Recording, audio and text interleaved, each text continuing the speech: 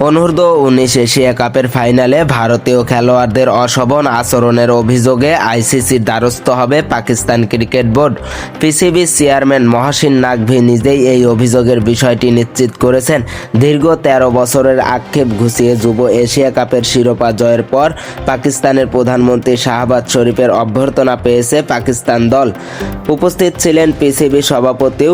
নাকভি সেখানে বলেন, ভারতীয় দলের খেলোয়াড়দের আচরণ কোনোভাবেই গ্রহণযোগ্য ছিল না। নাকভি বলছেন, অনূর্ধ্ব-19 এশিয়া কাপের ফাইনালে পাকিস্তানের ক্রিকেটারদের উত্তেজিত করছিল ভারতীয় খেলোয়াড়রা। এই ঘটনায় আইসিসিকে আনুষ্ঠানিকভাবে জানাবে পাকিস্তান। রাজনীতি ও ক্রীড়াকে সবসময় আলাদা রাখা উচিত। দুবাইয়ে আইসিসি ক্রিকেট একাডেমিতে অনুষ্ঠিত ফাইনালে বেশ কয়েকবার দুই দলের খেলোয়াড়দের মধ্যে কথার লড়াই হয়েছে। দুই দলের তর্ক থামাতে হস্তক্ষেপ করতে হয়েছিল আম্পায়ারদের। যদিও ফাইনাল ম্যাচে ব্যাটে বলে লড়াই করতেই ব্যর্থ হয়েছে ভারত। তারা পাকিস্তানের কাছে 191 রানে হেরেছে। এর আগে ভারতীয় খেলোয়াড়দের অশোভন আচরণ নিয়ে কথা বলছিলেন পাকিস্তান অনূর্ধ্ব-19 দলের কোচ সরফরাজ আহমেদ।